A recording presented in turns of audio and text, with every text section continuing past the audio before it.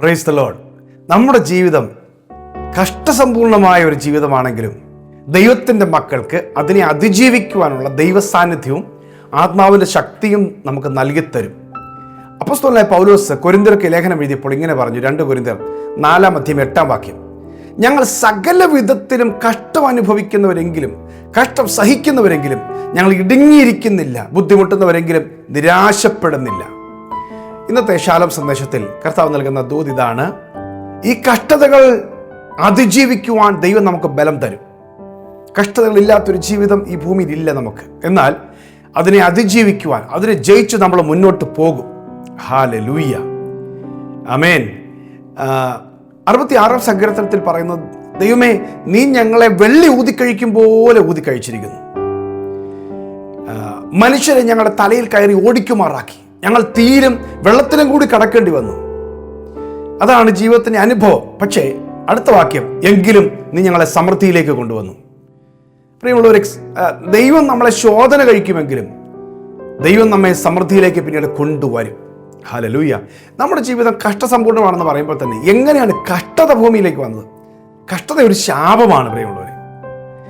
എല്ലാ കഷ്ടതയുടെയും കാര്യം അല്ലെങ്കിലും അതിൻ്റെ ബേസിക്കലായിട്ട് കഷ്ടത ഭൂമിയിൽ വന്നത് ദൈവത്തിൻ്റെ ശാപം കൊണ്ട് വന്നത്. ദൈവത്തെ അനുസരിക്കാതെ മനുഷ്യൻ സാത്താനെ അനുസരിക്കാൻ തീരുമാനിച്ചു, അല്ലെങ്കിൽ സാത്താനിലേക്ക്, അവൻ്റെ ഇഷ്ടത്തിലേക്ക് മനുഷ്യൻ ചാഞ്ഞപ്പോൾ മനുഷ്യനെ ദൈവം ശപിക്കുകയാണ്. കഷ്ടസമ്പൂർണതയുടെ ഒരു ജീവിതം. ഉൽപ്പത്തി പുസ്തകം 3-ാമത്തെ അധ്യായം 15 മുതലുള്ള വാക്യങ്ങളിൽ കഷ്ടതയുടെ ഒരു ജീവിതം. ഹല്ലേലൂയ. എന്നാൽ അതിന് നടുവിൽ ദൈവത്തിൻ്റെ മക്കൾ, ദൈവത്തിനെ ആശ്രയിക്കുന്നവരെല്ലാം അതിനെ അതിജീവിക്കുവാനുള്ളൊരു കൃപയും ശക്തിയും ദൈവം കൊടുക്കുന്നതായിട്ട് വിശുദ്ധ ബൈബിൾ നമ്മളെ പഠിപ്പിക്കുന്നുണ്ട്.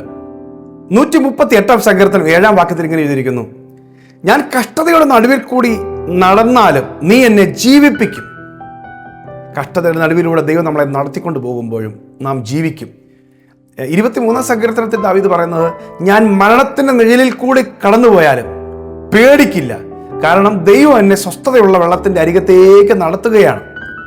അപ്പം ഒരു ഭാഗത്ത് കഷ്ടത, ഇരുട്ട്, വേദന, ഭാരങ്ങൾ, ഭയം ഇതെല്ലാം കയറി വരുമ്പോഴും സ്വസ്ഥതയുടെ വെള്ളത്തിൻ്റെ അരികത്തേക്ക് ദൈവം എന്നെ നടത്തിക്കൊണ്ട് പോകുന്നു. അപ്പോൾ ഈ ഭൂമിയിൽ നമുക്ക് കഷ്ടതയുടെ നടുവിൽ അതിജീവിക്കുന്നതും ആശ്വാസം പ്രാപിക്കുന്നതൊക്കെ ദൈവ സാന്നിധ്യം കൊണ്ട് തന്നെയാണ്. ദൈവ സാന്നിധ്യം ഇല്ലാത്തവന് കഷ്ടതയെ അതിജീവിക്കാൻ പറ്റുകയില്ല. സ്വന്തം കഴിവും പ്രയത്നം കൊണ്ട് നമുക്ക് അതിജീവിക്കാൻ പറ്റുകയില്ല. ഇയ്യോബിൻ്റെ പുസ്തകം 5-ാം അധ്യായം 19-ാം വാക്യം ഇങ്ങനെ 17-ാം വാക്യത്തിൽ എഴുതിയിരിക്കുന്നു, 6 കഷ്ടങ്ങളിൽ യഹോവ നിന്നെ വിടുവിക്കും, 7-ാമത്തേലും തിന്മ നിന്നെ തൊടുകയില്ല. അപ്പോൾ കഷ്ടതയ്ക്കകത്തൊരു തിന്മ ഒളിച്ചിരിപ്പുണ്ട്. പക്ഷേ ദൈവത്തിൻ്റെ മക്കളെ തിന്മ തൊടാതെ കാത്തോളും. രാമേൻ പറഞ്ഞേ അമേൻ. കഷ്ടതയുടെ നടുവിലും തിന്മ തൊടാതെ കാക്കുന്നൊരു ദൈവമുണ്ട്. ഇത് നിങ്ങൾ പല തരത്തിൽ കഷ്ടതകൾ നേരിടുന്ന വ്യക്തികളായിരിക്കാം. പക്ഷേ തിന്മയായി ഭവിക്കാതെ ദൈവം നിങ്ങളെ വിടുവിക്കും. എല്ലാ മനുഷ്യരുടെ ജീവിതത്തിലുണ്ട്, ഒരു വിധത്തിൽ അല്ലെങ്കിൽ മറ്റൊരു വിധത്തിൽ നിന്ന് മാത്രം. പക്ഷേ അതിജീവിച്ച് കയറുക, തിന്മ ഭവിക്കാതിരിക്കുക എന്ന് പറയുന്നത് ദൈവത്തിൻ്റെ വലിയ സഹായത്താലാണ്. ദൈവപുത്രനായ യേശു ഇങ്ങനെ പറഞ്ഞു,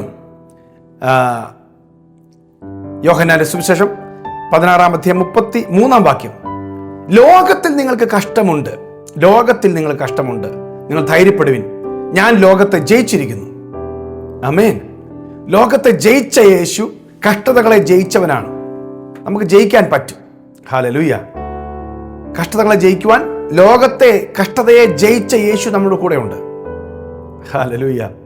യേശു കഷ്ടം അനുഭവിച്ചു, നമുക്ക് വേണ്ടി കഷ്ടം അനുഭവിച്ചു. നമ്മുടെ ശാപങ്ങളെ അവൻ വഹിക്കുകയായിരുന്നു. ശപിക്കപ്പെട്ടവനായി അവൻ മാറിയത് നമ്മുടെ ശാപം എടുത്തതാണ്. കഷ്ടത സഹിച്ചു.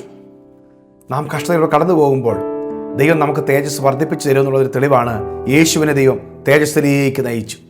ഹല്ലേലൂയ. തൻ്റെ മുമ്പിൽ വെച്ചിരുന്ന അപമാനം, തൻ്റെ മുമ്പിൽ വച്ചിരുന്ന സന്തോഷമോർത്ത് അപമാനം അലക്ഷ്യമാക്കി ക്രൂശിനെ സഹിച്ചു. ദൈവസിംഹാസനത്തിൻ്റെ വലതുഭാഗത്തിരുന്നു. നിങ്ങളുടെ ഉള്ളിൽ ക്ഷീണിച്ചു മടക്കാതിരിപ്പാൻ പാപികളെ തനിക്ക് നേരിട്ട് ഇങ്ങനെയുള്ള വിരോധം സഹിച്ചവനെ ധ്യാനിച്ചോളുമെന്ന് എബ്രായലേഖനം 12-ാം അധ്യായം 2-3 വാക്യങ്ങൾ എഴുതിയിട്ടുണ്ട്. അപ്പോൾ കഷ്ടതകളെ ജയിക്കുവാൻ സഹായിക്കുന്നൊരു ദൈവമുണ്ട്. റോമാലേഖനം 8-ാം അധ്യായത്തിൻ്റെ 18-ാമത്തെ വാക്യത്തിൽ എഴുതിയിരിക്കുന്നു, നമ്മിൽ വെളിപ്പെടാനുള്ള തേജസ് വിചാരിച്ചാൽ ഈ കാലത്തിലെ കഷ്ടങ്ങൾ സാരമില്ലെന്ന് ഞങ്ങൾ എണ്ണുകയാണ്. അപ്പോൾ ഈ ശോധനയും കഷ്ടതയും ഒക്കെ സാരമില്ലെന്ന് എണ്ണുന്നത് ഒരു തേജസ്സിൻ്റെ പ്രത്യാശയുള്ളത് കൊണ്ടാണ്. ക്രിസ്ത്യാനിയായിട്ട് കഷ്ടം സഹിക്കേണ്ടി വന്നാൽ നിങ്ങൾ ലജ്ജിക്കരുത്. ഈ നാമം ധരിച്ചിട്ട് കർത്താവിനെ മഹത്വപ്പെടുത്തുവാൻ അപ്പോസ്തലനായ പത്രോസ് തൻ്റെ 1-ാം ലേഖനം 4-ാം അധ്യായത്തിൽ എഴുതിയിട്ടുണ്ട്, ക്രിസ്ത്യാനിയായിട്ട് കഷ്ടം സഹിക്കേണ്ടി വന്ന ലജ്ജിക്കേണ്ട, ഈ നാമം ധരിച്ച് കർത്താവിനെ മഹത്വപ്പെടുത്തുക. ഹല്ലേലൂയ. തീർന്നില്ല, കഷ്ടതകൾക്കൊരു അറുതി ദൈവം വെച്ചിട്ടുണ്ട്. നിങ്ങൾ നോക്കണം, വെളിപ്പാട് പുസ്തകം അതിൻ്റെ 21-ാമത്തെ അധ്യായത്തിൻ്റെ 4-ാമത്തെ വാക്യത്തിലേക്ക് വരുമ്പോൾ, ഇനി കഷ്ടതയില്ല, ഇനി കണ്ണുനീരില്ല, ഇനി വേദനയില്ല, കഷ്ടതയില്ലാത്തൊരു ലോകത്തിലേക്ക് ദൈവം കൊണ്ടുപോകുന്നുണ്ട്. യേശുക്രിസ്തുവിനോട് കൂടെ നിത്യമായി വാഴുന്നൊരു ജീവിതം. ഹല്ലേലൂയ. അപ്പോൾ ഈ താൽക്കാലികമായി കഷ്ടതകളെ അതിജീവിക്കുവാൻ കർത്താവ് നമ്മുടെ കൂടെയുണ്ട്. ഞാൻ ലോകത്തെ ജയിച്ചിരിക്കുന്നു എന്ന് പറഞ്ഞവൻ നമ്മുടെ കൂടെയുണ്ട്. നമ്മളെ കൈവിടത്തില്ല, കഷ്ടതയുടെ നടുവിൽ നമ്മൾ കൈവിടത്തില്ല. അപ്പോസ്തലനായ പൗലോസ് താൻ കടന്നുപോയ ശോധനയ്ക്കകത്ത് ദൈവം കൈവിട്ടില്ല. പത്രോസ് കടന്നുപോയ കഷ്ടതയിൽ കൈവിട്ടില്ല. കൈവിടാത്തൊരു ദൈവം കഷ്ടതയിൽ നമ്മെ സഹായിക്കും. ആമേൻ. സങ്കീർത്തനക്കാരൻ 119-ാം സങ്കീർത്തനത്തിൽ പറഞ്ഞിരിക്കുന്നത്, ഞാൻ കഷ്ടതകൾ കടന്നുപോയത് നിന്റെ ചട്ടങ്ങളെ പഠിപ്പാൻ എനിക്ക് ഏറെ ഗുണമായി. ദൈവം അത് ഗുണമാക്കി മാറ്റും, ദോഷമൊന്നും വരികയില്ല. രാമേൻ പറഞ്ഞേ, ഇന്ന് കടന്നു പോകുന്ന കഷ്ടതകളിൽ ഒരു നന്മയുണ്ട്, ദൈവം ചെയ്യും. ഹല്ലേലൂയ. ഒരു ദൈവികമായ വാഗ്ദത്തമുണ്ട്, ദൈവികമായ തേജസ്സുണ്ട്. ഈ കഷ്ടതയ്ക്കകത്തും ദൈവം ചിലതിനെ ശോധന ചെയ്തിട്ട്, ഇങ്ങനെയല്ലേ യാക്കോബിന്റെ ലേഖനം 1-ാം അധ്യായം 12-ാം വാക്യത്തിൽ പറയുന്നത്, പരീക്ഷ സഹിക്കുന്ന മനുഷ്യൻ ഭാഗ്യവാൻ, അവൻ കൊള്ളാകുന്നവനായി തെളിഞ്ഞ ശേഷം കർത്താവ് വാഗ്ദത്തം ചെയ്ത ജീവകിരീടം പ്രാപിക്കും. പരീക്ഷ സഹിക്കുന്നവന് ജീവകിരീടം വെച്ചിട്ടുണ്ട്, ഒരു പ്രോമിസ് ദൈവം വെച്ചിട്ടുണ്ട്. ഹല്ലേലൂയ. കഷ്ടതയിലും പതറിപ്പോകരുത്, നിന്ദകളിലും പരിഹാസങ്ങളിലും പതറിപ്പോകരുത്. സഹായിക്കുവാൻ ശക്തനായവൻ ഇന്ന് നമ്മോട് കൂടെയുണ്ട്. ഞാൻ നിങ്ങൾക്ക് വേണ്ടി പ്രാർത്ഥിക്കാം. എല്ലാ ശോധനകളിലും കർത്താവിനോട് പറ്റി നിൽപ്പാൻ ദൈവം ഇടയാക്കട്ടെ. അതിനെ അതിജീവിക്കാനുള്ള ദൈവിക കരുത്ത് ദൈവം തരട്ടെ. നിങ്ങൾ ജയിക്കും, മുന്നോട്ട് പോകും. ഒരു കഷ്ടതയ്ക്കും ഒരു ബുദ്ധിമുട്ടിനും ഒരു ബന്ധനത്തിനും ഒരു കടഭാരത്തിനും ഒരു രോഗത്തിനും നിങ്ങളെ തളർത്തി ഇടാൻ പറ്റത്തില്ല. ദൈവം നിങ്ങളെ അതിജീവിക്കുവാൻ കൃപ തന്ന് ധൈര്യത്തോടെ നിങ്ങൾ മുൻപോട്ട് പോകും. ഞാൻ പ്രാർത്ഥിക്കാം. പ്രിയ കർത്താവേ, ഈ സന്ദേശം കേട്ടുകൊണ്ടിരിക്കുന്ന എൻ്റെ പ്രിയപ്പെട്ടവർക്ക് വേണ്ടി പ്രാർത്ഥിക്കുന്നു. ഞാൻ ലോകത്തെ ജയിച്ചിരിക്കുന്നു എന്ന് പറഞ്ഞ കർത്താവ് ഞങ്ങളുടെ കഷ്ടതയുടെ നടുവിൽ ഞങ്ങളെ സഹായിക്കുവാൻ കൂടെയുള്ളതുകൊണ്ട് സ്തോത്രം. കഷ്ടതയുടെ നടുവിലും ഞങ്ങൾ ജയിക്കുവാൻ അവിടുത്തെ പുത്രനെയും അവിടുത്തെ പരിശുദ്ധാത്മാവിനെയും ഞങ്ങൾക്ക് നൽകിയതുകൊണ്ട് സ്തോത്രം. എല്ലാ കഷ്ടതകളും കർത്താവെ അതിജീവിക്കുവാൻ ഞങ്ങളെ സഹായിക്കണം. ഈ വചനം കേൾക്കുന്ന നിന്റെ മക്കളുടെ ജീവിതത്തിൽ ഇന്ന് കടന്നു പോകുന്ന കാരണങ്ങൾ നിമിത്തമോ കാരണങ്ങൾ കൂടാതെയോ അനുഭവിക്കേണ്ടി വരുന്ന കഷ്ടതകളുടെ നടുവിലും ദൈവത്തിൻ്റെ അത്ഭുതമാർന്ന കരം ഈ മക്കളെ സഹായിക്കുവാൻ താങ്ങുവാൻ പ്രാർത്ഥിക്കുന്നു. അവിടെ നീ ജനത്തെ അനുഗ്രഹിക്കണമെന്ന് പ്രാർത്ഥിക്കുന്നു. യേശുക്രിസ്തുവിൻ നാമത്തിൽ തന്നെ ആമേൻ. ആമേൻ. നിങ്ങളുടെ ജീവിതത്തിലെ കഷ്ടതകൾ നഷ്ടമാകാതെ നന്മയാക്കി ദൈവം മാറ്റും.